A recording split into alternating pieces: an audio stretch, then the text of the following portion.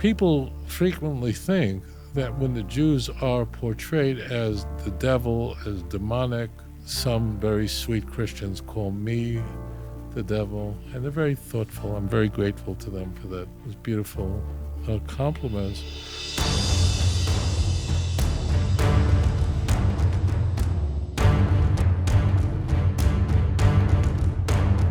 Okay, caller, you're live on the air. Go ahead with your tell us your name, where you're calling from. This is Jeffrey from Ohio. Hey, welcome. My question is, basically, I know that the Christians, they like to say, like they teach that the devil knows Scripture, and they use like the devil tempting Jesus as a example of that. But I think that maybe they're saying that because the Jews know the Tanakh. The Jews know Scripture, and so they're trying to say that the Jews are, devil, basically. This is a very insightful point, very insightful. In the Christian Bible, the devil knows the truth. In the church, the devil, Satan, knows the truth and denies him anyway. And that's why the Jews are portrayed as being the children of the devil in John 8:44. People frequently think that when the Jews are portrayed as the devil, as demonic, or some very sweet Christians call me the devil, and they're very thoughtful. I'm very grateful to them for that. Those beautiful compliments. What they mean is really a little bit more insidious than you think, and it's more sophisticated than you think. In Christian theology, Satan knows the truth. In fact, Satan's origins are he was the greatest of all the angels, but because of his jealousy and malevolence, he went into rebellion against God. So he knows that Jesus is the Messiah, but denies him anyway. And therefore, the Jews are subhuman. The Jews are a demonic force. And this plays well with the power of the Jew. In the Christian Bible, the Jews are so powerful that they're able to manipulate Pontius Pilate as though he was their puppet. And very frequently, you see people in the news, on YouTube, writing books, explaining how the Jews really control the United States, they control the world powers and the banks, they control these things. This is all Christian anti-Semitism. All of it is. So you will not hear anti-Semites saying that the Jews are stupid, they're idiots. These compliments are used by bigots about other peoples, but not about the Jews. If someone would say that we hate the Jews because they're so stupid, they would throw them and say that could not gain traction because even the anti-Semite knows that's strange. It's precisely because they're so clever that they're able to control the world. And in order to rid ourselves of them, they have to be utterly destroyed. We don't want to enslave them. We want to destroy them. The world has to be Jew-free, Judenrein. And that is exactly how the Jews are portrayed in the Christian Bible. Remember that the first 5 books in the Christian Bible are all filled with stories. There's just storytelling. From the time you begin the book of Mark, I'm talking chronologically. When you open a New Testament, Matthew appears first, or Matthew wasn't written first. So from the time you start with Mark, which is, if you want to have more insight into the New Testament, start with Mark, not Matthew, and end with the book of Acts, all you're doing is reading stories. That's all it is, storytelling. It's not theology, it's storytelling. And in all those stories, the Jews are the villains at every turn. They are completely demonic. And it's the Jews. And the protagonist is perfect. He's not doing anything wrong. Your heart goes out to Jesus, and you just have to hate the antagonist, which are the Jews, not the Romans. It's the Jews. And in truth, if you want to make bigots, I'll teach you how to do it. It's so easy to make bigots. What you do is you don't say this group, fill in the space, is bad or evil or those things. Then you sound like an idiot. What you do is you tell stories about them. So if you want people to hate whatever race, just tell stories about them.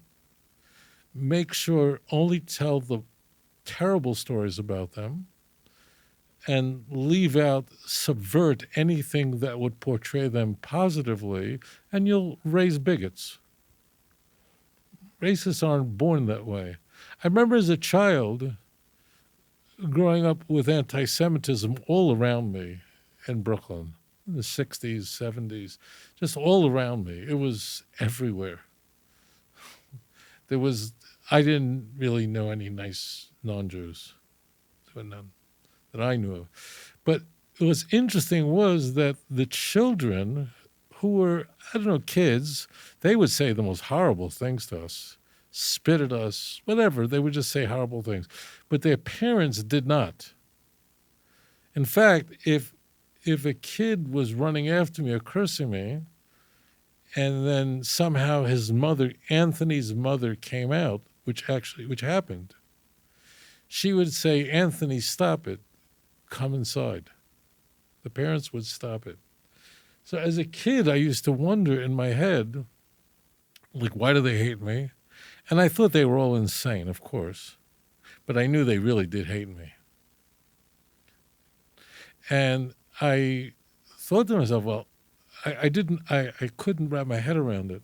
So I thought, well, the parents must be my protectors from their children, for their violent, crazy, bigoted children. That's how I thought. And then I wondered to myself that, like, what will happen when I grow up and their parents will no longer be around to protect me? So I'll just have all these crazy kids. We'll all be adults. They'll just come with guns to kill me. That's how I thought. Like, what will happen when Anthony's mom is not around to stop him? For killing Jesus, for whatever, Christ killers, Hitler should have finished you, all the nice things. But then later on, I began to evaluate, how did Anthony come to have such a view of me? I didn't know him from a hole in the wall. I didn't know any of these kids at all. I didn't know them. I didn't play with them. I had nothing to do with them. Nothing to do with them. Mind my own business. Didn't hurt anybody. And I realized that they learned this at home. That Anthony's mother was a bigot. His father was a bigot. The home was just filled with anti-Semitism. But, of course, adults know that it's not socially acceptable to say such things in the public. And what Anthony was doing was he was simply acting upon all the anti-Semitism and racism that he learned at home. But he was a child, so he did not know to restrain himself. Adult bigots, ordinarily, except for the crazy, there are nutcases that are neo-Nazis, but, the idiots who run around with pillowcases on their head. Normally, it's not socially acceptable to say things, to scream out things against black people, against Jews, against Hispanic people, you're looked upon like an idiot. Doesn't mean you don't hold those views. You just can't say them, and you have to always deny being an anti-Semite, always deny being a racist, because it's socially not acceptable today. We could figure out who's who. It's not impossible to figure out, but they can't say it. They can't say it. So that's the world. The reason why the Jews are so hated is because of Christianity. The portrait of the Jew is that he is the devil. That means he knows the truth. In Christian theology, Satan knows the truth, knows who Jesus is, knows who God is, knows the Bible, knows it all. but he denies him anyway, and only the devil can do that.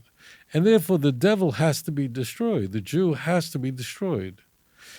It's not that no one ever hated a Jew before Christianity, but this image of the Jew was made by the church, was invented by the church completely, that the Jews control the world. This is really and it's so powerful. This iteration of bigotry is so powerful that it doesn't even need the vehicle of Christianity to transmit it. It can be transmitted culturally.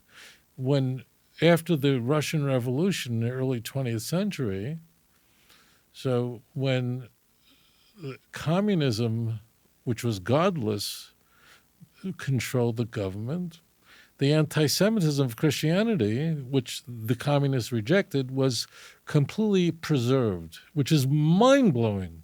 Here, the communists, the Soviets, didn't like any religion, but the anti-Semitism of Christianity was preserved perfectly. It was not touched by it. So yes, this is the image of the Jew in the Christian Bible. I don't recommend people read it, but if you doubt what I'm saying, pick any story in the Christian Bible and you'll see that this is exactly the case. And the fact that Jesus is Jewish is not relevant. It doesn't mitigate against it because of other phenomena within racism, which I will not discuss. That was a very thoughtful question. Thank you. If you enjoyed this program, please like and subscribe. אדון עולם אשר מלך בטרם כל יציר נברא ועת נעשה בחפצו כל אזי מלך שמו נקרא ואחרי ככלות הכל לבדו ימלוך נורא והוא היה והוא הווה